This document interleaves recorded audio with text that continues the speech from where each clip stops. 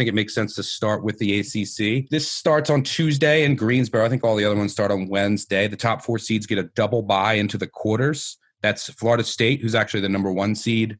Number 2 seed is Virginia. Number 3 seed, Louisville. Number 4 seed, Duke. And then you have 5 and 6. NC State is the 5 seed. The 6 seed is Syracuse. The reason I mentioned the top 6 seeds, even though the top 4 get a double bye, is the lowest seed to ever win the tournament is a 6 seed. And the ACC has been around for a long time. You have 14 seed North Carolina. Someone DM'd me the other day and said, is there any value in North Carolina 70-1?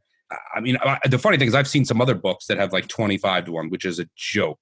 I mean, UNC is not that good. They're playing better of late. They're healthier, but they have to win 5 games in 5 days. So I know the ACC is down this year. I mean, 70-1, you're a UNC fan or you want to take a flyer, sure, go for it. But yeah, 25-1, 20-1, and that's because of the name recognition of UNC is absolutely crazy.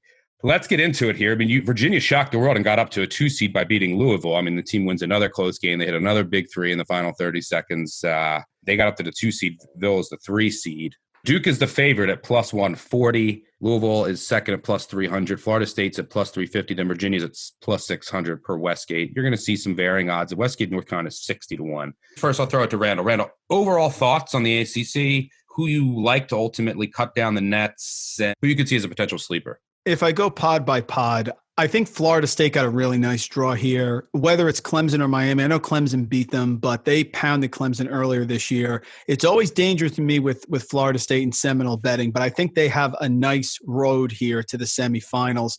Duke, good luck. I mean, obviously I think it's going to be NC State. If it's Wake Forest or Pitt, they're going to roll as well. It's a coin flip there, but it sets up well with Florida State Duke there. Now, if you go to the bottom, this is where I think things can get a little nuts. Virginia Tech, North Carolina, either one of those teams can beat Syracuse, and either one of those teams can beat what I think is a very soft Louisville team. So whether it's Syracuse's zone, you got to find out what's up with Elijah Hughes. But if it's Syracuse's zone or North Carolina finally getting it together with the bigs inside, either one of them could make a roll over Louisville. So I'm not going to have Louisville going far at all, even if they win that first game. Then Notre Dame, Boston College. Boston College is terrible. Notre Dame versus Virginia. I guess Notre Dame could beat them. That could be a decent matchup for them. But I'm looking here so far at the winner of the Syracuse, Virginia Tech, North Carolina game, which you mentioned about the future. That team can absolutely make a run. They can beat Louisville, who I think is a little bit of a paper tiger, and then they'd have to play the winner of Virginia, probably Notre Dame. So that's what you're looking at. I think it's wide open. NC State could get hot. They already pounded Duke, so certainly they could make a run. Hard for me to go with Florida State, although I keep thinking back to the Dana Altman corollary, I call it. Like, finally, is this Leonard Hamilton's time? Is this the time the team is going to put it together? Are the ghosts of not fouling from years ago in the Elite Eight against, I think it was Michigan, going to go away? And are they going to make a run here right now? But I get it's dangerous to bet against Duke. They're fired up because Robinson's kid is now scoring. I think that's a little telling to me that like they're relying on him to really give them momentum. So right off the bat, the team that I think could be dangerous is whoever you like coming out of that Syracuse Virginia Tech game, because I think they can get on a run. North Carolina either also. So that's kind of what I'm looking at. It's Florida State, Duke, and then an upset in the bottom part of the bracket. Yeah, when I look at this, it's at the top. I mean, Florida State, I don't think, if you look at them this year, one of the things that's intriguing about them from a future perspective, not only are they as deep as anyone in the country, as a Leonard Hamilton team usually is, they also have as much length as anyone in the country. I think they're number 1 in average height on KenPom. This is a team that they have no bad losses on the year, right? I mean, they lost at Pitt, which to start the year was a weird game. It's an ACC game to start the year. They lost at Pitt by 2. But they lost at Indiana. They lost at Virginia, at Duke, and then at Clemson. That's it. Like, so they haven't really had a bad loss. So I would expect them to get back. I mean, Clemson, Miami, is Clemson going to lose to Miami to secure their NIT bid? I don't know. But I would think Florida State, they would get by the winner of Clemson and Miami, but yeah, maybe not. But they fare well usually in tourney settings because of how deep they are. It does set up a potential, I think, a Florida-Duke semifinal game, but I mean, Duke is the favorite at plus whatever they are, 150 or plus 200. I don't see any value in that. I mean, they have to play an NC State team that's going to be really hungry, who already beat them most likely, and then potentially Florida State or Clemson, a Clemson team that already beat them, and then the championship game, 3 games in 3 days. And for a Duke team that's been wildly inconsistent, especially away from home, no thanks. at plus 150, plus 200. Florida State also, I mean, when you look at the odds here, I say to myself, okay, well, Florida State and Duke are two of the three favorites, but they're in the same pod, right? And then there's some potential landmines with some bubble teams. So on the bottom, I disagree with you. I have Louisville still as a top 10 team.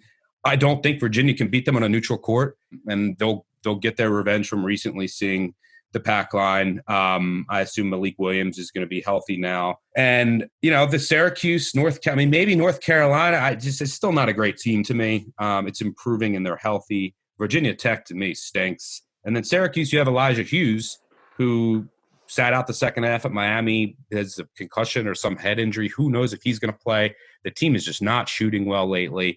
Normally, I would look at a Syracuse, 66, 70, 50 to 1 shot in a tournament setting with that zone. Louisville absolutely shredded that zone already.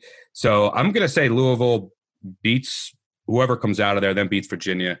They don't have to deal with Duke and or Florida State until potentially the final. I hope it's Florida State who beat Louisville twice. I think they get their revenge. So I think Louisville cuts down the nets. I don't necessarily see much value in the future in a very top-heavy ACC bracket this year. So I'll disagree with you there, and it's good to have diversity of thought. Colin, do you want to weigh in on anything on the ACC? I would say right now that there's no value on any of the current numbers. I'd agree with you there, Stuck, because some of these numbers at the Westgate, plus 140 on Duke.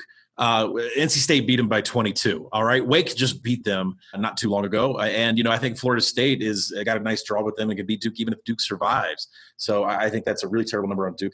Virginia should be more like 7-1, but I agree with you. Louisville's going to beat them. Florida State's still plus 350. And let's talk about this North Carolina thing, because North Carolina is getting a lot of attention, a lot of hype in other places. They're almost dead last in minutes continuity, and they rank around 286 in the nation, shooting 68% from free throw.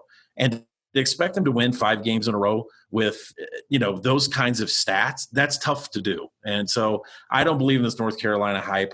Maybe they can do some damage in the first 2 games, but I agree with you that Louisville wins that game. I get it, guys. I guess here's my thing. I could see Louisville making the finals easily. I could. I don't see them winning 3 games in 3 nights. Stucky, I'm with you. I would love to get on the Syracuse bandwagon. I just can't, because they've lost 5 of their last 8 games. They've lost 2 of their last 3, and they've got pounded in some of these games. 13 to North Carolina, 24 to Louisville. So that's the problem with Syracuse. I think it's tailor-made for someone to step forward, but I can't find anyone to be a challenger there. So if Louisville somehow gets through, gets a revenge against Virginia, it's that last game. So that's the one that I'm struggling with. I'm trying to find, like you said, Colin, UNC. I just can't get there.